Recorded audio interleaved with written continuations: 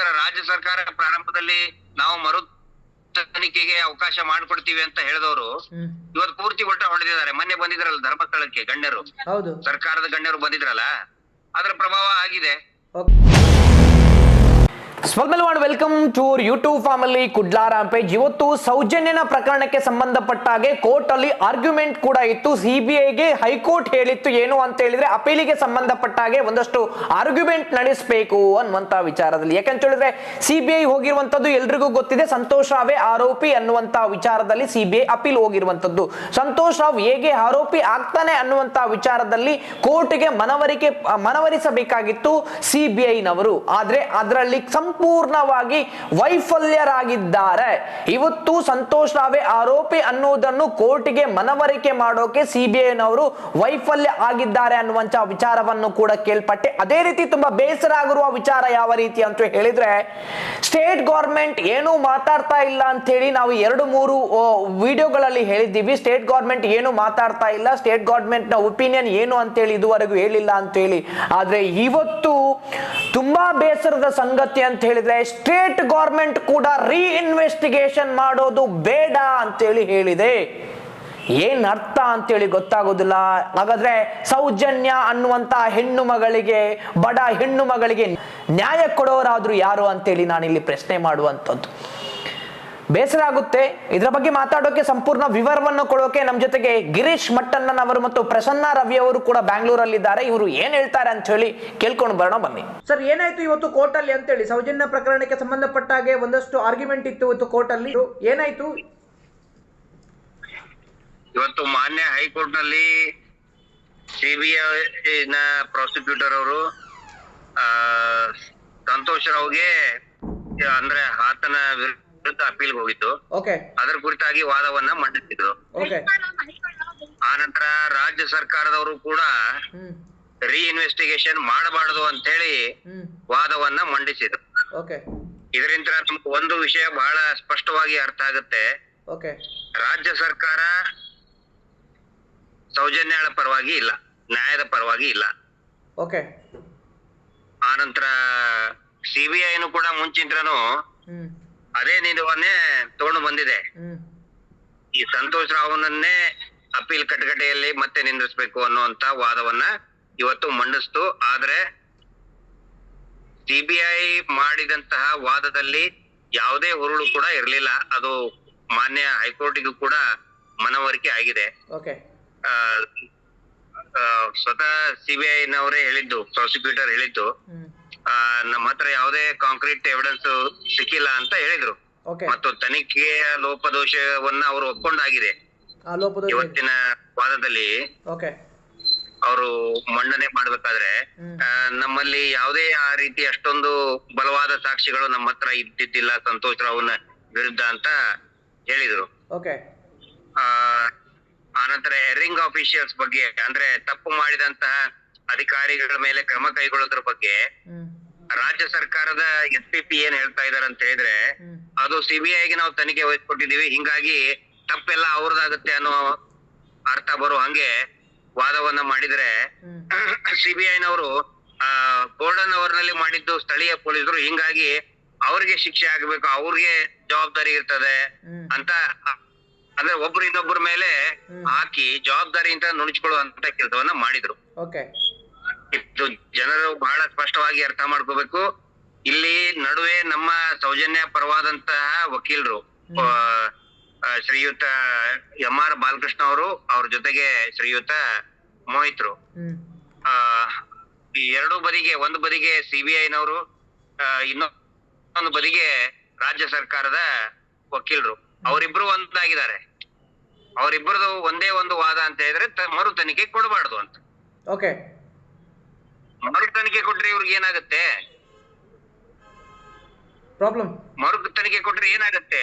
ಆದ್ರೂ ಈ ನಮ್ಮ ಬಾಲಕೃಷ್ಣ ಅವರು ಬಹಳ ಕ್ಲಿಯರ್ ಆಗಿ ಹೇಳಿದ್ದಾರೆ ಇವತ್ತು ತುಂಬಿದ ಕೋರ್ಟ್ ನಲ್ಲಿ, ನೀವು ವಿಕ್ಟಿಮ್ ಪರವಾಗಿ, ಅಂದ್ರೆ ಸೌಜನ್ಯಳ ನ್ಯಾಯದ ಪರವಾಗಿ ಇರ್ಬೇಕಾದಂತವ್ರು ನೀವು ನಿಜವಾದ ಅಪರಾಧಿಗಳು, ಅಂದ್ರೆ ಸಂಶಯಾಸ್ಪದರು ಯಾರಿದ್ದಾರೆ, ನೀವು ಸಸ್ಪೆಕ್ಟ್ ಗಳ ಪರವಾಗಿ ನಿಂತ್ಕೊಳ್ತಾ ಇದ್ದೀರಿ, ಇದು ಎಲ್ಲರಿಗೂ ಕೂಡ ಗೊತ್ತಾಗ್ತಾ ಇದೆ ಅಂತ ಹೇಳಿ ಬಹಳ ಕ್ಲಿಯರ್ ಆಗಿ ಮಾನ್ಯ ಜಡ್ಜ್ ಸಾಹೇಬ್ರ ಮುಂದೆ ಇವತ್ತು ನಮ್ಮ ಬಾಲಕೃಷ್ಣ ಸರ್ ವಾದವನ್ನ ಮಂಡಿಸಿದ್ದಾರೆ. ಅತ್ಯದ್ಭುತವಾಗಿ ವಾದವನ್ನ ಮಂಡನೆ ಮಾಡಿದ್ದಾರೆ. ಇವತ್ತು ನಿಜವಾಗ್ಲೂ ಕೂಡ ಎರಡು ಸರ್ಕಾರಗಳು ಕೂಡ ಬೆತ್ತಲಾಗಿದೆ. ಒಂದ್ ಕಡೆ ಹೇಳ್ತಾರೆ ನಮ್ಮ ಹತ್ರ ಯಾವುದೇ ಪ್ರೂಫ್ ಇಲ್ಲ ಅಂತ ಸಂತೋಷ್ ರಾವ್ ವಿರುದ್ಧ, ಇನ್ನೊಂದ್ ಕಡೆ ಹೇಳ್ತಾರೆ ಅವನನ್ನೇ ಮಾಡ್ಬೇಕು ಅಂತ ಮತ್ತು ಅವನನ್ನೇ ಅಪರಾಧಿ ಮಾಡ್ಬೇಕು, ಅವನಿಗೆ ಶಿಕ್ಷೆ ಆಗ್ಬೇಕು ಅಂತ ಹೇಳ್ತಾರೆ. ಆದ್ರೆ ಮರು ತನಿಖೆಯಾಗಿ ನಿಜವಾದ ಅಪರಾಧಿಗಳು ಯಾರಿದ್ದಾರೆ ಅಂತ ತಿಳ್ಕೊಳ್ಳುವಂತ ಆಸಕ್ತಿ ಯಾರಿಗೂ ಇಲ್ಲ. ನಿಜವಾದ ಅಪರಾಧಿಗಳಿಗೆ ಶಿಕ್ಷೆ ಆಗ್ಬೇಕು ಅನ್ನುವಂತ ಆಸಕ್ತಿ ಯಾರಿಗೂ ಇಲ್ಲ. ಆನಂತರ ಇವತ್ತು ಪ್ರಾರಂಭದಲ್ಲಿನೇ MR ಬಾಲಕೃಷ್ಣ ಅವರು ಹೇಳಿದ್ರು, ಈ ಮಾವುತನ ಪ್ರಕರಣದಲ್ಲಿನೂ ಕೂಡ ಸೌಜನ್ಯ ಕೊಲೆ ಅತ್ಯಾಚಾರ ಹಿಂದೆ ಬರೀ 20 ದಿನದ ಹಿಂದೆ ಒಂದು ಡಬಲ್ ಮರ್ಡರ್ ಆದಾಗನು ಕೂಡ ಆ ಪ್ರಕರಣದಲ್ಲಿನೂ ಸಂತೋಷ್ ರಾವ್ನನ್ನೇ ಇವರು ಆರೋಪಿತನನ್ನಾಗಿ ಮಾಡಿ ಅವನ ತನಿಖೆ ಮಾಡಿದ್ದಾರೆ ಅಂತ ಹೇಳಿದಾಗ ನ್ಯಾಯಾಧೀಶರು ದಿಗ್ಭ್ರಮೆಗೊಂಡ್ರು. ಇವತ್ತು ಅವ್ರಿಗೂ ಕೂಡ ಮನವರಿಕೆ ಆದಂಗ್ ಕಾಣುತ್ತೆ. ಇದು ಸಂತೋಷ್ ರಾವ್ನನ್ನ ಬೇಕು ಅಂತಲೇ ಬಲಿಪಶು ಮಾಡದಂಗೆ ಅನ್ಸುತ್ತೆ ಅಂತ ಇವತ್ತು ಇಡೀ ನ್ಯಾಯಾಲಯದಲ್ಲಿ ಇವತ್ತು ಅರ್ಥ ಆಯ್ತು. ಬಹಳ ಎಳೆಯಾಗಿ ಬಿಡಿಸಿ ಹೇಳಿದ್ರು ಸಂತೋಷ್ ರಾವ್ನನ್ನ ಮಾವುತನ ಪ್ರಕರಣದಲ್ಲಿ ಸೇರಿಸಿದಂತ ವಿಚಾರವನ್ನು. ಆನಂತರ CC ಕ್ಯಾಮ್ರಾ ಫುಟೇಜ್ ಯಾಕೆ ತಗೊಳ್ಳಿಲ್ಲ ಅಂತ ಕೇಳಿದಾಗ ಈಗೇನದು ಸಿಗೋದಿಲ್ಲ ಅಂತ CBI-ನವ್ರು ಹೇಳಿದ್ದಾರೆ. ಗೊತ್ತಾ, CC ಕ್ಯಾಮ್ರಾ ಅಂತ ಹೇಳಿದ್ರೆ it is a technical evidence. ಇವ್ರು ಏನ್ ಹೇಳ್ತಾ ಇದ್ರು, CC ಕ್ಯಾಮ್ರಾ ಇದ್ದಿದ್ದಿಲ್ಲ ಅಂತ ಹೇಳ್ತಾ ಇದ್ರಲ್ಲ, ಇವತ್ತು CBI-ನವರೇ ಒಪ್ಕೊಂಡಿದ್ದಾರೆ. ಈಗ ಅದು ಎಲ್ಲಿ ಸಿಗುತ್ತೆ, ಹಾಳು ಮಾಡ್ಬಿಟ್ಟಿರ್ತಾರೆ ಅಂದ್ರೆ ಅವರ ಅಸಹಾಯಕತೆಯನ್ನ ಹೇಳ್ತಾ ಇದ್ದಾರೆ. ಈಗ ತನಿಖೆ ಮಾಡಿದ್ರೆ ಏನ್ ಉಪಯೋಗ ಆಗುತ್ತೆ, ಈ ರೀತಿಯಾದಂತ ವಾದಗಳನ್ನ ಮಂಡಿಸ್ತಾ ಇದ್ದಾರೆ. ಅಂದ್ರೆ ತನಿಖಾ ಲೋಪದೋಷಗಳನ್ನ ಎರಡು ಸ್ಟೇಟ್ PP, ರಾಜ್ಯ ಸರ್ಕಾರದ ಅಡ್ವೊಕೇಟ್ ಮತ್ತು ಅದರ ಪ್ರಾಸಿಕ್ಯೂಷನ್ ಮತ್ತು CBI ಪ್ರಾಸಿಕ್ಯೂಷನ್ ಎರಡು ಕೂಡ ತನಿಖಾ ಲೋಪ ಆಗಿದ್ದನ್ನ ಒಪ್ಕೊಂಡಿದ್ದಾರೆ. ಆನಂತರ ಎರ್ರಿಂಗ್ ಆಫೀಷಿಯಲ್ಸ್ ತಪ್ಪು ಮಾಡಿದಂತ ಅಧಿಕಾರಿಗಳು ಅದರ ಜವಾಬ್ದಾರಿಯನ್ನ ಒಬ್ರು ಇನ್ನೊಬ್ರ ಮೇಲೆ, ಒಂದು ಸಂಸ್ಥೆಯ ಪ್ರಾಸಿಕ್ಯೂಷನ್ ಇನ್ನೊಂದು ಸಂಸ್ಥೆಯ ಮೇಲೆ ಹಾಕಿ ಜವಾಬ್ದಾರಿ ನುಡಿಸಿಕೊಳ್ಳುವಂತ ಪ್ರಯತ್ನವನ್ನ ಮಾಡಿದ್ದಾರೆ. ಇನ್ನೂ ಒಂದು 2 ಹಿಯರಿಂಗ್ ಆಗುವಂತ ಸಾಧ್ಯತೆ ಇದೆ. ಇನ್ನೂ ಒಂದು 2 ಹಿಯರಿಂಗ್ ವಿಚಾರಣೆ ಆಗುವಂತ ಸಾಧ್ಯತೆ ಇದೆ. ಮತ್ತು ಒಟ್ಟಾರೆಯಾಗಿ ಮರು ತನಿಖೆಯ ಅತ್ಯಂತ ಸಮೀಪ ನಾವು ಇದೀವಿ ಅಂತ ಹೇಳ್ಬಹುದು. ಮುಂದೆ ಆದೇಶ ಕೊಡುವುದು, ತೀರ್ಮಾನ ಕೊಡುವುದು ಮಾನ್ಯ ನ್ಯಾಯಾಲಯಕ್ಕೆ ಬಿಟ್ಟಿದ್ದು. ಆದ್ರೆ to the satisfaction of honourable high court ನಮ್ಮ ಅಡ್ವೊಕೇಟ್ ಇಬ್ರು ಕೂಡ ತುಂಬಾ ಚೆನ್ನಾಗಿ ವಾದವನ್ನ ಮಂಡನೆ ಮಾಡಿದ್ದಾರೆ. ಆಲ್ಮೋಸ್ಟ್ ಕನ್ವಿನ್ಸಿಂಗ್ ಆಗೋ ರೀತಿಯಲ್ಲಿ ಇವತ್ತು ವಾದವನ್ನ ಮಂಡಿಸಿದ್ದಾರೆ. ಇನ್ನು 2 ಹಿಯರಿಂಗ್ ಆಗುತ್ತೆ ಅಂತ ಹೇಳಿ ಹೇಳ್ತೀರಾ ನೀವು? ಆಗ್ಬಹುದು. ಜಡ್ಜ್ ಏನು ರಿಸರ್ವ್ ಆಗಿ ಇಟ್ರು ಅಂತೇಳಿ ವಿಚಾರವನ್ನು ಕೇಳ್ಪಟ್ಟೆ ಸರ್. ಅಂತ ಹೇಳಿದ್ರೆ ಇನ್ನು ಹಿಯರಿಂಗ್ ಇಲ್ಲ, ಏನಿದ್ರು ಜಡ್ಜ್ಮೆಂಟ್ ಅನ್ನುವಂತ ವಿಚಾರದಲ್ಲಿ? ಇಲ್ಲ ಅಂದ್ರೆ ರಿಟರ್ನ್ ಸಬ್ಮಿಷನ್ ಮಾಡ್ಬೇಕಾಗತ್ತೆ. ರಿಟರ್ನ್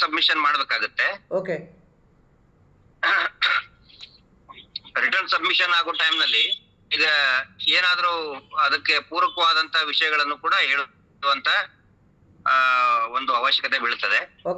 ಅದ್ರ ಬಗ್ಗೆ ಈಗ ಎಲ್ಲರೂ ಸೇರಿ ನಮ್ಮ ಅಡ್ವೊಕೇಟ್ ಕೂಡ ಅದಕ್ಕೆ ಯಾವ ರೀತಿ ಮುಂದಿನ ಕ್ರಮವನ್ನ ಕೈಗೊಳ್ಬೇಕು, ನ್ಯಾಯಾಲಯಕ್ಕೆ ಯಾವ ರೀತಿ, ಇವತ್ತು ಮಾತ್ರ ಬಹಳ ಚೆನ್ನಾಗಿ ಕನ್ವಿನ್ಸಿಂಗ್ ಆಗೋ ರೀತಿಯಲ್ಲಿ ಮಾತನಾಡಿದ್ದಾರೆ. ಅಂದ್ರೆ ಸಂಪೂರ್ಣವಾಗಿ ಸ್ಟೇಟ್ ಗವರ್ಮೆಂಟ್ ಮತ್ತು CBI ಮತ್ತು CID ಬೆತ್ತಲಾಗಿದೆ ಅಂತ ಹೇಳಿ ಇವತ್ತು ಬೆತ್ತಲಾಗಿದೆ. ಇದೇನಂತಾರಲ್ಲ, ಎದುರುಗಡೆ ಹೇಳೋದೊಂದು, ಕೋರ್ಟ್ ಅಲ್ಲಿ ಇರೋದೊಂದು. ಅಲ್ಲ, ಈಗ ರೀಇನ್ವೆಸ್ಟಿಗೇಷನ್ ಸ್ವತಃ ಅವರೇ ಹೇಳ್ತಾರೆ ನೋಡಿ. ಫರ್ದರ್ ಇನ್ವೆಸ್ಟಿಗೇಷನ್ 319 CRPC ಹಾಕಿದ್ದೆ ಮೊದಲು CBI-ನವರು ಪ್ರಾರಂಭದಲ್ಲಿ. ಈಗ ಅವರೇ ಅದನ್ನ ಮಾಡಬಾರ್ದು ಅಂತ ಹೇಳ್ತಾ ಇದ್ದಾರೆ. ಅಂದ್ರೆ ಇದರಲ್ಲಿ ಪ್ರಭಾವ ಯಾವ ರೀತಿ ಕೆಲಸ ಮಾಡ್ತಾ ಇದೆ. ಆನಂತರ ರಾಜ್ಯ ಸರ್ಕಾರ ಪ್ರಾರಂಭದಲ್ಲಿ ನಾವು ಮರು ತನಿಖೆಗೆ ಅವಕಾಶ ಮಾಡ್ಕೊಡ್ತೀವಿ ಅಂತ ಹೇಳಿದವರು ಇವತ್ತು ಪೂರ್ತಿ ಹೊಡೆದಿದ್ದಾರೆ. ಮೊನ್ನೆ ಬಂದಿದ್ರಲ್ಲ ಧರ್ಮಸ್ಥಳಕ್ಕೆ ಗಣ್ಯರು, ಸರ್ಕಾರದ ಗಣ್ಯರು ಬಂದಿದ್ರಲ್ಲ, ಅದ್ರ ಪ್ರಭಾವ ಆಗಿದೆ. ಸಂತೋಷ್ ರಾವ್ ಇಲ್ಲ ಅಂತ ಇಬ್ರು ಒಪ್ಕೊಳ್ತಾ ಇದ್ದಾರೆ ಇಂಡೈರೆಕ್ಟ್ ಆಗಿ ಕೋರ್ಟ್ ನಲ್ಲಿ ಮಾತಾಡ್ಬೇಕಾದ್ರೆ. ಸಂತೋಷ್ ರಾವ್ ವಿರುದ್ಧ ಯಾವ ಸಾಕ್ಷಿಗಳು ಇಲ್ಲ ಅಂತ ಒಪ್ಕೊಳ್ತಾ ಇದ್ದಾರೆ. ಸಂತೋಷ್ ರಾವ್ ಮಾಡಿಲ್ಲ ಅಂತ ಹೇಳಿದ್ರೆ ಮತ್ತೆ ಯಾರು ಬೇಕಲ್ಲ, ಯಾರಾದ್ರೂ ಮಾಡಿದ್ದು ಅದ್ರ ಬಗ್ಗೆ ಮಾತಾಡಕ್ ತಯಾರಿಲ್ಲ. ಇವ್ರಿಗೆ ಆ ಒಂದು ಆಸಕ್ತಿನೇ ಇಲ್ಲ. ನಿಜವಾದ ಹಂತಕರನ್ನ ರಕ್ಷಣೆ ಮಾಡೋದ್ರ ಸಲುವಾಗಿ ಎರಡೂ ಕಡೆಯವರು ಒಂದಾಗಿದ್ದಾರೆ. ರಾಜ್ಯ ಸರ್ಕಾರ, ಕೇಂದ್ರ ಸರ್ಕಾರ ಎರಡು ಒಂದಾಗಿದೆ. ಇದರಲ್ಲಿ ಯಾವ ಸಂಶಯನೇ ಬೇಡ. ಹಾಗಾದ್ರೆ ನಾವು ಸಿದ್ದರಾಮಯ್ಯ ಅವರು ಮಾಡ್ತಾರೆ ಅಂತ ಹೇಳಿ ಕಾಯ್ತಾ ಕೂತಿದ್ವಿ ಸರ್, ಅದು ವೇಸ್ಟ್ ಆಯ್ತು. ಯಾವ ಆಶಾಭಾವನೆಯನ್ನು ಕೂಡ ಈ ರಾಜಕೀಯ ಪಕ್ಷದಿಂದ ಇಟ್ಕೊಳ್ಳೋದು ಬೇಡ ಅನ್ನೋದು ನನ್ನ ಅಭಿಪ್ರಾಯ. ಇವ್ರು ಎಲ್ರೂ ಒಂದೇ. ಇಲೆಕ್ಷನ್ ಫಂಡ್, ಆ ಫಂಡ್ಗೋಸ್ಕರ ಇವರು ಧರ್ಮೋದ್ಯಮಿಗಳ ಹಿಂದೆ ಬಿದ್ದು ಅವ್ರನ್ನ ರಕ್ಷಣೆ ಮಾಡೋದಕ್ಕೆ ಇಬ್ರು ಕೂಡ ನಿಂತ್ಕೊಂಡಿದ್ದಾರೆ. ಇವರಿಂದ ಯಾವ ಎಕ್ಸ್ಪೆಕ್ಟೇಷನ್ ಇಟ್ಕೊಳ್ಳೋಂತ ಅವಶ್ಯಕತೆ ಇಲ್ಲ.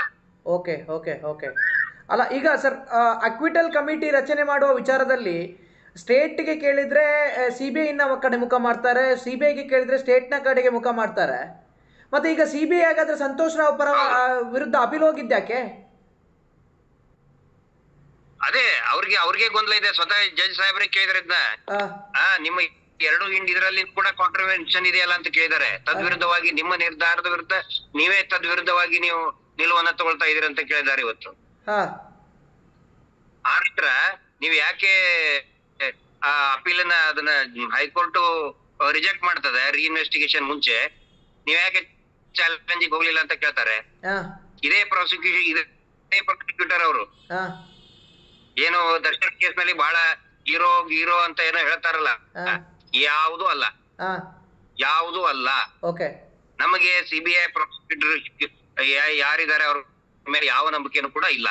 ಯಾಕಂದ್ರೆ ಅವರು ಅಪೀಲ್ಗೆ ಹೋಗ್ಬೇಕಾಗಿತ್ತು ಫರ್ದರ್ ಇನ್ವೆಸ್ಟಿಗೇಷನ್ ವಿರುದ್ಧ. ಅಂದ್ರೆ ಏನು ಲೋಯರ್ ಕೋರ್ಟ್ ಒಪ್ಪಿಗೆ ಕೊಟ್ಬಿಟ್ಟಿತ್ತು ಅವಾಗ. ವಿಶೇಷ ನ್ಯಾಯಾಲಯ ಮಾಡಿ ಅಂತ ಹೇಳಿದ್ದನ್ನ ಈ ನಿಜವಾದ ಅಪರಾಧಿಗಳ ಹಂತಕರು ಯಾರಿದಾರಲ್ಲ ಅವ್ರು ಅದನ್ನ ರಿಜೆಕ್ಟ್ ಮಾಡಿಸ್ಕೊಂಡು ಬಂದ್ರು ಹೈಕೋರ್ಟ್ ಸಿಂಗಲ್ ಬೆಂಚ್ ಅಲ್ಲಿ. ಡಬಲ್ ಬೆಂಚ್ಗೆ CBIನವರು ಅಪೀಲ್ಗೆ ಹೋಗ್ಬೇಕಾಗಿತ್ತು, ಹೋಗ್ಲೇ ಇಲ್ಲ. ಈಗ ಮತ್ತೆ ಇವ್ರಿಗೆಲ್ಲಾ ಗೊತ್ತಿದೆ, ಮಾವುತನ ಪ್ರಕರಣದಲ್ಲಿನೂ ಕೂಡ ಅತ್ಯಂತ ದಿಗ್ಭ್ರಮೆ ಆಗ್ಬಿಟ್ಟಿದ್ದಾರೆ. ಅದೇ ಸಂತೋಷ್ ರಾವ್ನ ಮಾವುತನ ಕೇಸ್ ನಲ್ಲಿ ಆಗಿದೆ ಅಂತ ಹೇಳಿದ್ರೆ ಇವ್ರಿಗೆ ಉತ್ತರನೂ ಇಲ್ಲ. CBIನವ್ರ ಬಾಯಲ್ಲಿನೂ ಉತ್ತರ ಇಲ್ಲ, ಸ್ಟೇಟ್ ಪ್ರಾಸಿಕ್ಯೂಷನ್ ಅಲ್ಲಿನೂ ಕೂಡ ಉತ್ತರ ಇಲ್ಲ. ಅಷ್ಟಾದ್ರೂ ಕೂಡ ಇನ್ನು ಯಾವ ಮುಖ ಇಟ್ಕೊಂಡು ಇವರು ಅಪೀಲ್ ಹೋಗ್ಬೇಕು ಅಂತಾರೆ? ಅದೇ ಸಂತೋಷ್ ರಾವ್ ಅಗೇನ್ಸ್ಟ್ ಪ್ರೂಫ್ ಇಲ್ಲದೆ ಅಪೀಲ್ ಹೋಗಿರುವಂತದ್ದು ಎಷ್ಟು ಸರಿ? ಹೇಳ್ಬಿಡ್ತೀನಿ ಅಲ್ಲ ಅಜಯ್, ಇದ್ರಲ್ಲಿ ಒಂದ್ ನಿಮಿಷ, ನಮ್ಮ ನಿಲುವು, ನಮ್ಮ ನ್ಯಾಯವಾದಿಗಳ ನಿಲುವು ಹೇಳ್ತಾ ಇದ್ದೀನಿ. ಇಲ್ಲಿ ರೀಇನ್ವೆಸ್ಟಿಗೇಷನ್ ಅಂತ ಇದ್ರೆ ನಾವು ಯಾರನ್ನು ಕೂಡ ಟಾರ್ಗೆಟ್ ಮಾಡಿಲ್ಲ, ಇವ್ರನ್ನೇ ಮಾಡಿ ಅಂತ ಹೇಳಿಲ್ಲ. ಈ ಕ್ಯಾನ್ ಬಿ ಎನಿವನ್. ನಿಜವಾದ ಆರೋಪಿ ಯಾರು ಅಂತ 3 ಜನ ಇರ್ಬೋದು, 10 ಜನ ಇರ್ಬೋದು, ಇನ್ಕ್ಲೂಡಿಂಗ್ ಸಂತೋಷ್ ರಾವ್ ಮಾಡಿದ್ರು ಕೂಡ ನಮಗೆ ಯಾವುದೇ ಅಭ್ಯಂತರ ಇಲ್ಲ.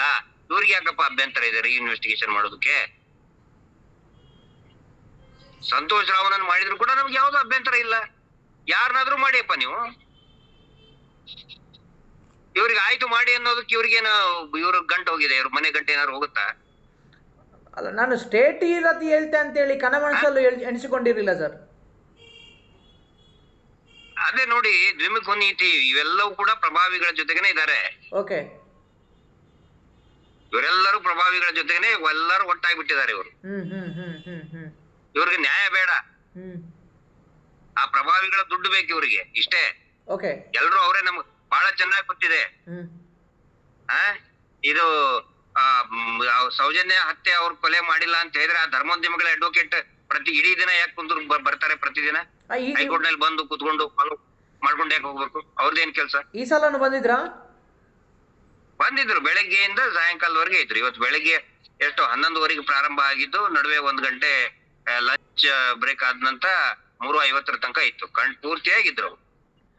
ಅಂತ ಹೇಳಿದ್ರೆ ಅಲ್ಲ ಅವರು ಅಲ್ಲ ಅಂತ ಬೆಳವಣಿಗೆ ನೋಡಿದ್ರೆ ಎಲ್ಲರೂ ನೋಡಿ, ನಾನು ಒಂದು ಮಾತನ್ನ ಹೇಳ್ತಾ ಇದ್ದೀನಿ. ಅಲ್ಲಿ ಇದ್ದಂತ ಬೆಳವಣಿಗೆ ಇವತ್ತು ಆ ಕಡೆಯವರು ಅವರೆಲ್ಲರೂ ಮಾತಾಡಿದಂತ ವಾದ ವಿವಾದಗಳನ್ನು ನೋಡಿದ್ರೆ ಅವ್ರೆಲ್ಲರೂ ಒಂದಾಗ್ಬಿಟ್ಟಿದ್ದಾರೆ. Actually victim ಪರವಾಗಿರ್ಬೇಕು. ಯಾವತ್ತಿಗೂ ಕೂಡ prosecution is always with the victim side. ಇವತ್ತು ಇಬ್ರು ಕೂಡ ಸಸ್ಪೆಕ್ಟ್ ಪರವಾಗಿನೇ, ನಿಜವಾದ ಹಂತಕರ ಪರವಾಗಿನೇ ಮಾತಾಡ್ತಾ ಇದ್ದಾರೆ. ರೀಇನ್ವೆಸ್ಟಿಗೇಷನ್ ಬೇಡ ಅನ್ನೇ ಅಂತ ಇದ್ದಾರೆ. ಆಕ್ಚುಲಿ ಅವರು as per protocol, as per conduct victim ಪರವಾಗಿರ್ಬೇಕು, ಹತ್ಯೆ ಆದಂತವರ ಪರವಾಗಿ, ಸಂತ್ರಸ್ತರ ಪರವಾಗಿರ್ಬೇಕು.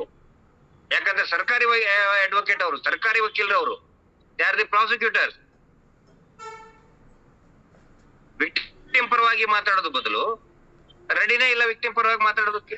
ಓಕೆ, ಸಸ್ಪೆಕ್ಟ್ ಪರವಾಗಿ ಮಾತಾಡ್ತಾ ಇದ್ದಾರೆ. ಓಕೆ, ಮುಂದೆ ನ್ಯಾಯಾಧೀಶರು ಇಬ್ರು ನ್ಯಾಯದೇವತೆ ಅವ್ರು ಎಕ್ಸಾಕ್ಟ್ ಅವ್ರ ಎದುರುಗಡೆ ಸೌಜನ್ಯ ಪರವಾದಂತ ವಕೀಲರು, ಈ ಬಲಬದಿಗೆ ಸಿಬಿಐ ಅಡ್ವೊಕೇಟ್, ಎಡಬದಿಗೆ ರಾಜ್ಯ ಸರ್ಕಾರದ ಅಡ್ವೊಕೇಟ್, ಇಬ್ರು ಸೇರಿ ಸೌಜನ್ಯಗಳನ್ನ ಒಬ್ಳೆ ಮಾಡಿಬಿಟ್ಟಿದ್ದಾರೆ. ಹಿಂದ್ಗಡೆ ಕೂತವ್ರು ನಾವು ಪ್ರಸನ್ನಕ್ಕ ಜಯಂತರು ಕೂತವ್ರಿಗೆ ಬಹಳ ಕ್ಲಿಯರ್ ಆಗಿ ಅದು ಕಾಣ್ತಾ ಇತ್ತು.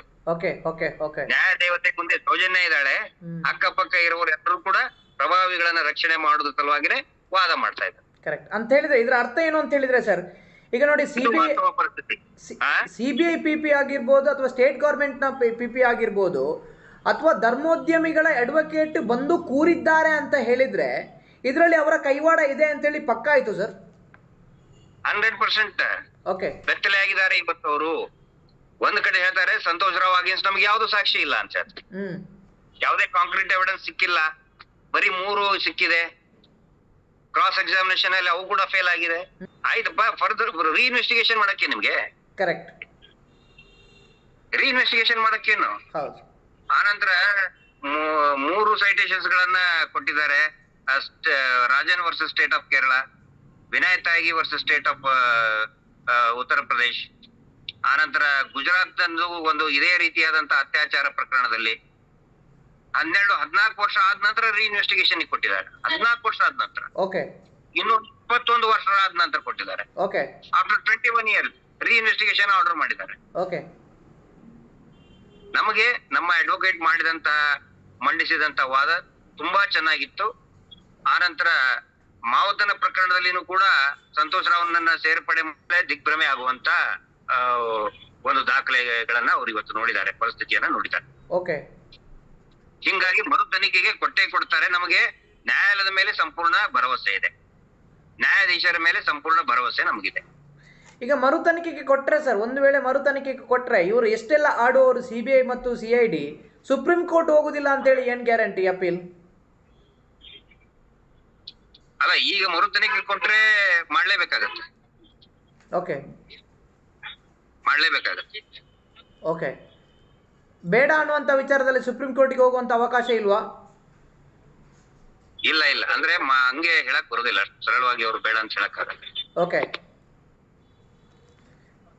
ಮೋಹಿತರು ಅದ್ರ ಬಗ್ಗೆ ಜಾಸ್ತಿ ಹೆಚ್ಚಿನ ಮೋಹಿತರಾಗ್ಲಿ ಅಥವಾ ಆ ಪ್ರೊಸೀಜರ್ ಬಗ್ಗೆ ನಮ್ಮ MR ಬಾಲಕೃಷ್ಣ ಸರ್ ಆಗ್ಲಿ, ಅವರು ಅದ್ರ ಬಗ್ಗೆ ಹೆಚ್ಚಿನ ನಿಮ್ಗೆ ಮಾಹಿತಿಯನ್ನ ಕೊಡ್ತಾರೆ. ಬಟ್ ನನ್ನ ಇದ್ರ ಪ್ರಕಾರ ಹಂಗ್ ಸಡನ್ ಆಗಿ ಸುಪ್ರೀಂ ಕೋರ್ಟಿಗೆ ಹೋಗಕ್ ಬರೋದಿಲ್ಲ.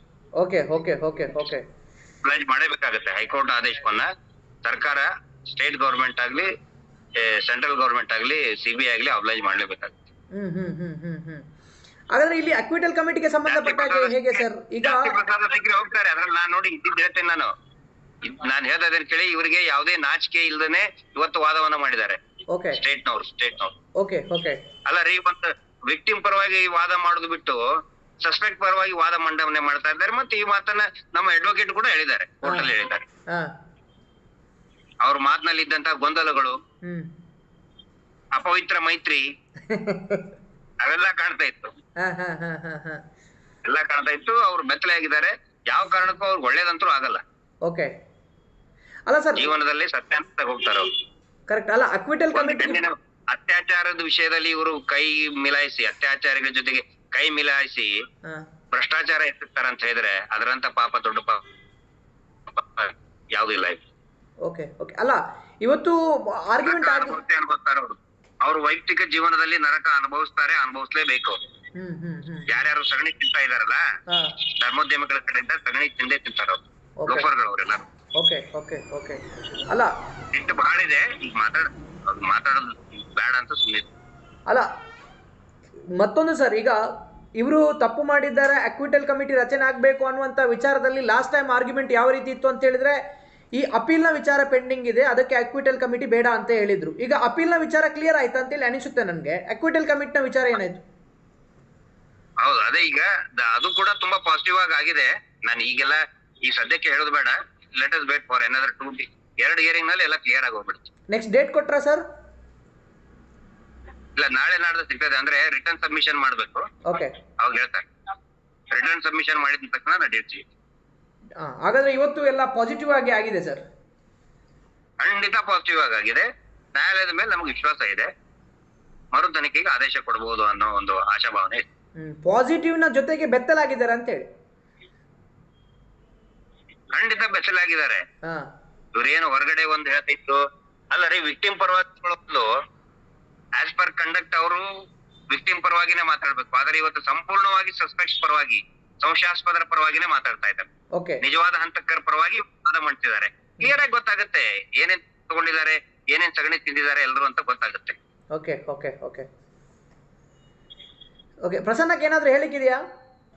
ಅಜಯ್, ಬ್ಯಾಂಗ್ಳೂರಿಗೆ ಬಂದು ಭಾರಿ ಖುಷಿಯಾಗಿದೆ ನನ್ಗೆ. ಯಾಕೆಂದ್ರೆ ತುಂಬಾ ಜನರು ಮಂಗಳೂರಿಂದ ಫೇಕ್ ಐಡಿಯಲ್ಲಿ ಪ್ರಸನ್ನ ರವಿ ಹೋಗಿದ್ದಾಳೆ, ಈಗ ಹೋರಾಟದಲ್ಲಿ ಇಲ್ಲ, ಮಹೇಶ್ ಅಣ್ಣ ಹೊರಗೆ ಹಾಕಿದ್ದಾರೆ. ನಿನ್ನೆ ಸಹ ನನ್ಗೆ ಮೆಸೆಂಜರ್ ಅಲ್ಲೆಲ್ಲ ಮೆಸೇಜ್ ಆಗ್ತಾ ಇದ್ರು, ಬಾಯಿಗೆ ಬಂದ ಮೆಸೇಜ್ ಆಗ್ತಾ ಇದ್ರು. ಅವರಿಗೆ ನಾನು ಉತ್ತರ ಕೊಡ್ಲೇಬೇಕು. ಯಾಕೆಂದ್ರೆ ಮೊನ್ನೆಯಿಂದ ನಾನು ಬ್ಯಾಂಗ್ಳೂರಲ್ಲಿ ಇದ್ದೇನೆ, ಇದುವರೆಗೆ ನಾನು ಹೇಳಲಿಲ್ಲ, ಇವತ್ತು ಓಪನ್ ಆಗಿ ಹೇಳ್ತಿದ್ದೇನೆ. ಬ್ಯಾಂಗ್ಳೂರಿಗೆ ಬಂದು ತುಂಬಾ ದಿವಸ ಆಯ್ತು. ಭಾರಿ ಖುಷಿಯ ಸಂಗತಿ. ಬ್ಯಾಂಗ್ಳೂರಿಗೆ ಕಾಲಿಟ್ಟ ಕೂಡ್ಲೆ ರಾಕೇಶ್ನ ಪವರ್ ಟಿವಿ ಒಂದು ಹೋಯ್ತು. ಎರಡನೇದು ಇವತ್ತು ಕೋರ್ಟ್ ಕೇಸ್, ನಾನು ಹೋದೆ. ಭಾರಿ ಖುಷಿ. ಅಂದ್ರೆ 11:30ಯಿಂದ ಸಂಜೆ ತನಕ ಸೌಜನ್ಯನ ಬಗ್ಗೆ ಚರ್ಚೆ ಹೇಳುವಾಗ ಹೈಕೋರ್ಟ್ ಇದನ್ನು ಗಮನ ವಹಿಸಿದೆ. ನ್ಯಾಯಾಧೀಶರು ಒಳ್ಳೆ ರೀತಿಯಲ್ಲಿ ಮಾತಾಡಿದ್ದಾರೆ. ನನ್ಗಂತೂ ಭಾರಿ ಖುಷಿ ಆಯ್ತು. ನಾನು ಕಾಯ್ತಾ ಇದ್ದೆ ಯಾವಾಗ ಮಾವುತನ ವಿಷಯ ಹೇಳ್ತಾರೆ ಅಂತ ಹೇಳುವಾಗ, ಅಡ್ವೊಕೇಟ್ ಮಾವುತನ ವಿಷಯ ಹೇಳುವಾಗ ಎಲ್ರಿಗೂ ಶಾಕ್ ಆಯ್ತು, ಜಡ್ಜಿಗೂ ಶಾಕ್ ಆಯ್ತು. ಸಿಬಿಐ ಮತ್ತೆ ಮಾತಾಡ್ಲೇ ಇಲ್ಲ. ಮಧ್ಯಾಹ್ನದ ನಂತರ ಇದು ಸರ್ಕಾರ, ಇವರು ಸಿಬಿಐ ವಕೀಲರು ಮತ್ತು ರಾಜ್ಯ ಸರ್ಕಾರದ ವಕೀಲರು ಮಾತಾಡಿಕೊಂಡು ಬಂದ ಹಾಗೆ ನನ್ಗೆ ಅನ್ನಿಸಿತು. ಯಾಕೆಂದ್ರೆ ಅವರ ವರ್ತನೆ ನೋಡುವಾಗ ಇಬ್ರು ಭಾರಿ ಖುಷಿಯಲ್ಲಿದ್ರು. ಅವರು ಒಟ್ಟು ಸೇರಿ ಮಾತಾಡಿ ಬಂದಂತ ಆಗಿದೆ. ಆದ್ರೆ ನಾನು ಹೇಳುದು, ರಾಜ್ಯ ಸರ್ಕಾರದ ನಮ್ಮ ಮುಖ್ಯಮಂತ್ರಿಗಳು ಮತ್ತು ಉಪಮುಖ್ಯಮಂತ್ರಿಗಳಲ್ಲಿ ನೀವು ಭೇಟಿಯಾಗಿದ್ದೀರಿ ಮೊನ್ನೆ ಧರ್ಮಸ್ಥಳಕ್ಕೆ, ಅದರಲ್ಲಿ ನನ್ಗೆ ಬೇಸರ ಇಲ್ಲ, ದೇವಸ್ಥಾನಕ್ಕೆ ಬಂದದ್ದು. ಆದ್ರೆ ಈಗ ನೋಡುವಾಗ ನಮ್ಗೆ ಪೂರ್ತಿ ಅರ್ಥ ಆಗ್ತಾ ಉಂಟು, ಇಬ್ರು ಸೇರಿ ಅಲ್ಲಿಂದ ಇಲೆಕ್ಷನ್ ಫಂಡ್ ತಗೊಂಡು ಬಂದು ಆನಂತರ ಈ ರೀತಿ ಮಾತಾಡ್ತಾ ಇದ್ದಾರೆ. ಆದ್ರೆ ಈಗ್ಲೇ ನಾವು ಮಾಧ್ಯಮದಲ್ಲಿ ಗಮನಿಸ್ತಾ ಇದ್ದೇವೆ, ಈಗ್ಲೇ ಇಬ್ಬರಿಗೂ ಹುಚ್ಚು ಇರ್ತಿದೆ, ಆಚೆ ಈಚೆ ಕಚ್ಚಾಟ ಆಡ್ತಾ ಇದ್ದಾರೆ ಸರ್ಕಾರ. ಆದ್ರೆ ಇದೇ ಕಚ್ಚಾಟ ನಿಮ್ಗೆ ಮುಂದೆ ಒಂದ್ ದಿವಸ ನಿಮ್ಮ ಸರ್ಕಾರವೇ ಅಲ್ಲಿ ಇರ್ಲಿಕ್ಕಿಲ್ಲ. ಸಿಬಿಐ ಅವರಿಗೂ ನಾನು ಹೇಳ್ತೇನೆ, ಕೇಂದ್ರ ಸರ್ಕಾರ ಸಹ ಏನೇ ಹೇಳಿದ್ರು ಸಹ ನೀವೇನು ಮಾಡ್ಲಿಲ್ಲ ಇದುವರೆಗೆ. ಈಗ ಸಿಬಿಐಗೆ ಸಹ ನಿಮ್ಗೆ ಮಾತಾಡ್ಲಿಕ್ಕೆ ಆಗುದಿಲ್ಲ. ರಾಜ್ಯ ಮತ್ತು ಕೇಂದ್ರ ಸರ್ಕಾರಗಳು ಒಟ್ಟು ಸೇರಿ ಸೌಜನ್ಯನ ಈ ಕೇಸಲ್ಲಿ ನೀವು ಇಂಟರ್ಫಿಯರ್ ಆಗಿದ್ರೆ ಖಂಡಿತ ನೀವು ಮಣ್ಣು ತಿಂದು ಹೋಗ್ತೀರಿ. ಇದು ನಿಮ್ಗೆ ಶಾಪ. ಯಾಕೆಂದ್ರೆ ನಮಗೆ ಇರುವುದು ಸಾಮಾನ್ಯ ಜನರು, ಹೋರಾಟಗಾರರು. ಮತ್ತು ಇವತ್ತು ನಾವು ನೋಡಿದ್ದು ಕೋರ್ಟ್ ಅಲ್ಲಿ ನಮ್ಗೆ ನ್ಯಾಯಾಧೀಶರು ನಮ್ಮ ಪರ ಇದ್ರು, ಆದ್ರೂ ಇವರು ಮಾಡ್ಲಿಕ್ಕೆ ಹೋಗ್ತಾ ಇದ್ದಾರೆ ಈ ಕೇಸನ್ನು. ಒಂದಂತೂ ಸತ್ಯ, ನಮ್ಗೆ ಭರವಸೆ ಸಿಕ್ಕಿದೆ, ನಿಜವಾಗಿ ಇದ್ರಲ್ಲಿ ರೀಇನ್ವೆಸ್ಟಿಗೇಷನ್ ಮಾಡ್ತಾರೆ ಅನ್ನುವ ಖುಷಿ ಅಂತೂ ನನ್ಗೆ ಖಂಡಿತ ಸಿಕ್ಕಿದೆ. ಮಂಗಳೂರಲ್ಲಿ ಯಾರೆಲ್ಲ ನನ್ನ ವಿರೋಧವಾಗಿ ಮುಟ್ಟಾಳ್ರು ಮೆಸೇಜ್ ಹಾಕ್ತಾರೆ, ವಿಡಿಯೋ ಹಾಕ್ತಾರೆ, ಇವತ್ತು ಅವರು ಸರಿಯಾಗಿ ಕೇಳಲಿ. ಬ್ಯಾಂಗ್ಳೂರಿಗೆ ನಾನು ಬಂದಿದ್ದೇನೆ ಕೇವಲ ಇಲ್ಲಿ ತಿರ್ಗಾಡ್ಲಿಕ್ಕೆ ಬಂದದಲ್ಲ, ಮನೆ ಇರ್ಬೋದು, ತಿರ್ಗಾಡ್ಲಿಕ್ಕೆ ಬಂದದಲ್ಲ. ಆದ್ರೆ ಭಾರಿ ನನ್ಗೆ ಖುಷಿ ಸಂಗತಿ, ಮಟ್ಟಣ್ಣನೊಟ್ಟಿಗೆ ಸೇರಿ ಇದೆಲ್ಲ ನೋಡುವಾಗ ನನಗೂ ಒಂದು ಹೇಳಲಿಕ್ಕೆ ಆಗುದಿಲ್ಲ ಅಜಯ್. ಬಂದಂತ ಒಂದು ಟೈಮ್ ಅಲ್ಲಿ ಪ್ರತಿಯೊಂದು ಒಳ್ಳೆ ಒಳ್ಳೆ ವಿಷಯ ಆಗ್ತಾ ಉಂಟು. ಹಾಗಾಗಿ ನಾನು ಹಿಂದೆ ಬರುವಾಗ ಏನಾದ್ರೂ ಇದ್ರಲ್ಲಿ ಒಂದು ಸೊಲ್ಯೂಷನ್ ಸಿಗ್ತದೆ, ಒಂದು ಹೇಗೂ ಮುಚ್ಚಿತ್ತು, ಇಲ್ಲಿ ರೀಇನ್ವೆಸ್ಟಿಗೇಷನ್ ಆಗ್ತದೆ ಎನ್ನುವ ಸತ್ಯ ಅಂತೂ ಉಂಟು ಅಜಯ್. ಮತ್ತೆ ಮೂರನೇದು ಒಂದು ವಿಷಯ ಆಯ್ತು, ಪವರ್ ಟಿವಿ ಹೋಯ್ತು. ಎರಡನೇ ವಿಷಯ ಇವತ್ತು ಕೋರ್ಟಿಗೆ ಹೋದದ್ದು ನಾವೆಲ್ಲರೂ ಎಣಿಸಿದ್ದೇವೆ, ಡೇಟ್ ಕೊಡ್ತಾರಂತ ನಾನು ಎಣಿಸಿದೆ ನಾನು. ಆದ್ರೆ 11:30ಯಿಂದ 3:50 ತನಕ ಸೌಜನ್ಯನ ವಿಷಯ ಚರ್ಚೆ ಆಗುದು ಹೇಳುವಾಗ ಇದಕ್ಕಿಂತ ದೊಡ್ಡ ವಿಷಯ ಕೋರ್ಟ್ ಅಲ್ಲಿ ಇಲ್ಲ. ಕೆಲವರು ವಕೀಲರು ಹೊರಗಿಂದ ಮಾತಾಡ್ತಾ ಇದ್ರು, ಇದು ಮಂಗಳೂರಿನ ಕೇಸ್ ಅಂತ ಮಾತಾಡ್ತಾ ಇದ್ರು, ಆಗ್ಲೂ ಭಾರಿ ಖುಷಿ ಆಯ್ತು. ಮೂರನೇದ್ದು, ಬೆಂಗಳೂರಲ್ಲಿ ಈಗ ಒಂದು ಮಹಿಳೆಯರು ಸೇರಿ ಹೋರಾಟ ಮಾಡ್ತಿದ್ದಾರೆ ಸೌಜನ್ಯನ ವಿಷಯದಲ್ಲಿ. ಒಂದು ಒಳ್ಳೆಯ ವಿಚಾರ, ಅವರು ಬ್ಲಡ್ ಕ್ಯಾಂಪ್ ಅನ್ನು ಮಾಡ್ತಾ ಇದ್ದಾರೆ. ಹಾಗಾಗಿ ಎಲ್ಲ ಮಹಿಳೆಯರು ಸೇರಿ ಸೌಜನ್ಯನ ಹೋರಾಟದಲ್ಲಿ ಬೆಂಗಳೂರಲ್ಲಿ ಈಗ ಎತ್ತಿದ್ದಾರೆ. ಇದಂತೂ ಖುಷಿ ಪಡುವ ಸಂಗತಿ.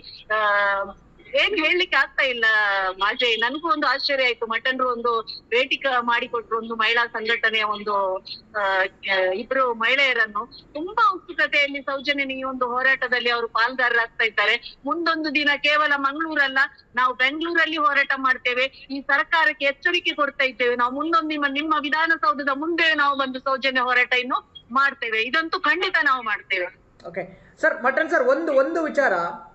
ಈಗ ಅಕ್ವಿಟಲ್ ಕಮಿಟಿ ರಚನೆಯಾಗಿ ಆಫೀಸರ್ ಮೇಲೆ ತನಿಖೆಯಾಗಿ ಅವರ ಮೇಲೆ FIR ಆಗಿ ಏನಾದರೂ ಆಗ್ತಾ ಹೋಗುತ್ತೆ.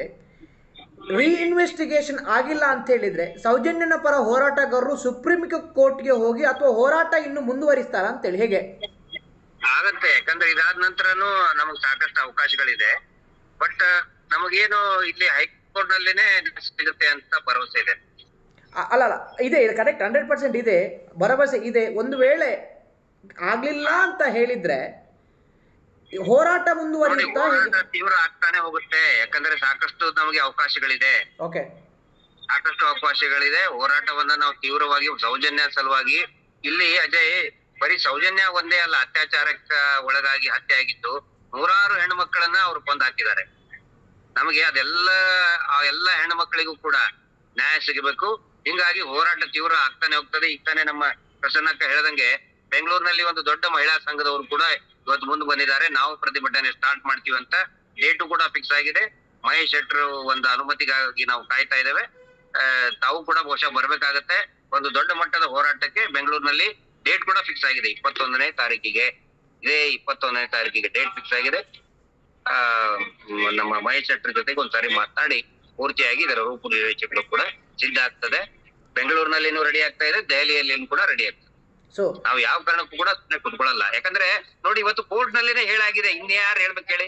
ಕೋರ್ಟ್ ನಲ್ಲಿ ಸ್ವತಃ ಸಿಬಿಐ ದವರು ಹೇಳ್ತಾ ಇದ್ದಾರೆ, ಸಂತೋಷ್ ರಾವ್ ಅಗೇನ್ಸ್ಟ್ ನಮ್ಗೆ ಯಾವುದೇ ಸಾಕ್ಷಿ ಸಿಕ್ಕಿಲ್ಲ ಅಂತ ಹೇಳಿ, ಏನು ಇಲ್ಲ ಅಂತ ಹೇಳಿ. ಸ್ಟೇಟ್ ನವ್ರು ಹೇಳ್ತಾ ಇದ್ದಾರೆ, ಸಿಬಿಐ ಮೇಲೆ ಆಗ್ತಾ ಇದ್ದಾರೆ. So it is very clear, very very crystal clear. Santosh Rao ಅಲ್ಲ, ಸಂತೋಷ್ ರಾವ್ ಅತ್ಯಾಚಾರ ಮಾಡಿಲ್ಲ, ಕೊಲೆ ಮಾಡಿಲ್ಲ ಅಂದ್ರೆ ಮಾಡಿದವ್ರು ಯಾರಾದ್ರೂ ಇರ್ಬೇಕಲ್ಲ. ವೆರಿ ಕ್ಲಿಯರ್, ಕ್ರಿಸ್ಟಲ್ ಕ್ಲಿಯರ್ ಇವತ್ತು. ಕರೆಕ್ಟ್ ಅಲ್ಲ, ನಾನ್ ಕೇಳೋದು ಮೇಲಿನ ಹುಣ್ಣಿಗೆ ಇವದೇ ಕನ್ನಡಿ ನೋಡ್ಬೇಕಾ? ಈ ಕೋರ್ಟ್ ನಲ್ಲೇ ಹೇಳಾಗಿದೆ, ಕೋರ್ಟ್ ನಲ್ಲೇ ಹೇಳಾಗಿದೆ. ಇವತ್ತು ನಿಜವಾಗ್ಲೂ ಕೂಡ ನಮಗೊಂದು ದೊಡ್ಡ ಜಯನೇ ಸರಿ ಇದು. ಅಪೀಲ್ಗೆ ಹೋಗೋ ಖಂಡಿತ ಅಪೀಲ್ ಅಂತರೂ ಸ್ಟ್ಯಾಂಡ್ ಆಗಲ್ಲ, ಅಪೀಲ್ ಸ್ಟ್ಯಾಂಡ್ ಆಗಲ್ಲ. ಸಂತೋಷ್ ರಾವ್ ಮೇಲೆ ಅಪೀಲ್ ಖಂಡಿತ ಸ್ಟ್ಯಾಂಡ್ ಆಗುದಿಲ್ಲ. ಅವಾಗ ಏನೋ ಇದು ಅಕ್ವಿಟಲ್ ಕಮಿಟಿ ಇದೆಯಲ್ಲ, ರಚನೆ ಆಗ್ಲೇಬೇಕು. ತಪ್ಪಿತಸ್ಥ ಅಪರಾಧಿಗಳಿಗೆ ಶಿಕ್ಷೆ ಆಗುತ್ತೆ. It's a matter of time. ಆದ್ರೆ ಸೌಜನ್ಯಗಳಿಗೆ ನ್ಯಾಯಕ್ಕೆ ಸಲುವಾಗಿ ಮತ್ತೆ ನಿರಂತರವಾಗಿ ಏನು ಹತ್ಯೆ ಆಗಿದೆ ಅದರ ಸಲುವಾಗಿ ಹೋರಾಟ ಖಂಡಿತ ದೊಡ್ಡ ಮಟ್ಟದಲ್ಲಿ ಆಗುತ್ತೆ. ಹೈಕೋರ್ಟ್ ನಲ್ಲಿ ನಮಗೆ ನ್ಯಾಯ ಸಿಗುತ್ತೆ ಅನ್ನುವಂತ ಭರವಸೆ ನಮಗೆ. Okay, thank you so much sir. ಅಂತೂ ಇಂತೂ ನೀವು ಧರ್ಮೋದ್ಯಮಿಗಳನ್ನು ಮಲಗೋಕೆ ಬಿಡುದಿಲ್ಲ ಅಂತೇಳಿ ಆಯ್ತು. ಆಗಲ್ಲ, ಅದು ಸೌಜನ್ಯ ಶಕ್ತಿ. ಓಕೆ, ಮಹೇಶ್ ಶೆಟ್ರ್ ಹೋರಾಟ ಸೌಜನ್ಯ ಶಕ್ತಿ, ಸೌಜನ್ಯಳ ತಾಯಿಯ ಒಂದು ಏನು ಧೈರ್ಯ. ಓಕೆ ಸರಿ sir, thank you so much. Thank you, ನಮಸ್ತೆ. ಇದಿಷ್ಟು ಪ್ರಸನ್ನ ರವಿ ಮತ್ತು ಗಿರೀಶ್ ಮಟ್ಟಣ್ಣನವರು ಹೇಳಿದಂತ ಮಾತು. ತುಂಬಾನೇ ಬೇಸರ ಆಗುತ್ತೆ ರೀ. ಸ್ಟೇಟ್ ಗೌರ್ಮೆಂಟ್ ಏನು ಮಾತಾಡ್ತಾ ಇಲ್ಲ. ಅಕ್ವಿಟಲ್ ಕಮಿಟಿ ಯಾಕೆ ರಚನೆ ಮಾಡಿಲ್ಲ ಅನ್ನುವಂತ ಕ್ವಶನ್ಗೆ ಜಡ್ಜ್ ಕೇಳಿದಾಗ ಸಿಬಿಐ ಸಂತೋಷ್ ರಾವ್ ವಿರುದ್ಧ ಅಪೀಲ್ ಹೋಗಿದೆ, ಅದಕ್ಕೋಸ್ಕರ ನಮಗೆ ಅಕ್ವಿಟಲ್ ಕಮಿಟಿ ರಚನೆ ಮಾಡೋಕ್ ಆಗುತ್ತಿಲ್ಲ ಅನ್ನುವಂತ ವಿಚಾರದಲ್ಲಿ ಆನ್ಸರ್ ಕೊಟ್ಟಂತಹ CID ನವರು ಇವತ್ತು ಒಬ್ಬ ಸ್ಟೇಟ್ ಗೌರ್ಮೆಂಟ್ಗೆ ಕೇಳಿದ್ರೆ ಸಿಬಿಐ ನವರದ್ದು ಮಾಡಲಿಲ್ಲ, ತನಿಖೆ ಮಾಡಲಿಲ್ಲ. ಸಿಬಿಐ ನವರಿಗೆ ಕೇಳಿದ್ರೆ ಗೋಲ್ಡನ್ ಅವರಲ್ಲಿ ಸ್ಟೇಟ್ ಗೌರ್ಮೆಂಟ್ CID ನವರು ಏನು ತನಿಖೆ ಮಾಡಿಲ್ಲ ಅಂತೇಳಿ ಹೇಳ್ತಾ ಇದ್ದಾರೆ. ಒಬ್ಬರ ಮೇಲೆ ಒಬ್ಬರು ಹಾಕಿ ಜಾರ್ತಾ ಇದ್ದಾರೆ ಅಂತ ಹೇಳಿದ್ರೆ ಇಂಥ ಒಂದು ಮುಖಭಂಗದ ಕೆಲಸ ಬೇಕಾ ಅಂತೇಳಿ. ಹಾಗಾದ್ರೆ ನಾವು CID ಮತ್ತು CBI ಅನ್ನು ನಂಬೋದಾದ್ರೂ ಹೇಗೆ? ಬಡವರಿಗೆ CBI ಮತ್ತು CID ನ್ಯಾಯ ಕೊಡಿಸೋದಾದ್ರೂ ಹೇಗೆ? ಸ್ಟೇಟ್ ಗೌರ್ಮೆಂಟ್ ಸಿದ್ದರಾಮಯ್ಯ ಅವರೇ ನಿಮ್ಗೆ ಕೊಡ್ತೀನಿ ಬೇಕಾದ್ರೆ ಡೀಟೇಲ್ಸ್. ಏನ್ ಮಾಡ್ತಾ ಇದ್ದೀರಾ ನೀವು? ಇನ್ವೆಸ್ಟಿಗೇಷನ್ ಮಾಡಿದ್ರೆ ಸಂತೋಷ್ ರಾವ್ ಆಗಿರ್ಬೋದು ಅಥವಾ ಯಾರು ಆರೋಪಿ ಆಗಿರ್ಬೋದು, ಇಬ್ರಲ್ಲಿ ಒಬ್ರು ಸಿಗ್ತಾರ್ರಿ. ಏನ್ ನಿಮ್ ಪ್ರಾಬ್ಲಮ್ ಈಗ? ಇನ್ವೆಸ್ಟಿಗೇಷನ್ ಆದ್ರೆ ಏನ್ ನಿಮ್ಗೆ? ಯಾಕೆ ನೀವು ತಕರಾರು ಮಾಡ್ತಾ ಇದ್ದೀರಾ? ಕೋರ್ಟ್ ಅಲ್ಲಿ ಯಾಕೆ ಇನ್ವೆಸ್ಟಿಗೇಷನ್ ಆಗ್ಬಾರ್ದು ಅಂತೇಳಿ ಹೇಳ್ತಾ ಇದ್ದೀರಾ? ಜನರು ದಂಗೆ ಎದ್ದಿದ್ದಾರೆ, ಹೋರಾಟ ಎಲ್ಲ ನಡೀತಾ ಇದೆ. ಒಂದು ವೇಳೆ ಸಂತೋಷ್ ರಾವ್ ಆರೋಪಿ ಆದ್ರೆ ಅವನಿಗೆ ಗಲ್ಲು ಶಿಕ್ಷೆ ಕೊಡಿ ಅಂತೇಳಿ ನಾವು ಹೇಳ್ತಾ ಇದ್ದೇವೆ. ಇಲ್ಲಿ ಆರೋಪಿ ಯಾರು ಅಂತೇಳಿ ಪತ್ತೆ ಆಗಿಲ್ಲ ಅಂತೇಳಿ ಹೇಳ್ತಾ ಇದ್ದೇವೆ. ಇವರು ಇಬ್ರು ಸೇರಿಕೊಂಡು CBI ಮತ್ತು CID ಆಗಿರ್ಬೋದು, ಯಾರು ಬೇಡ, ಇನ್ವೆಸ್ಟಿಗೇಷನ್ ಆಗೋದು ಬೇಡ ಅಂತೇಳಿ ಹೇಳ್ತೀರಲ್ವಾ? ಏನ್ ಅವಸ್ಥೆ ರೀ ನಿಮ್ದು? ಯಾಕೆ ಆಗದ? ದೊಡ್ಡವರ ಕೈವಾಡ ಇದೆಯಾ?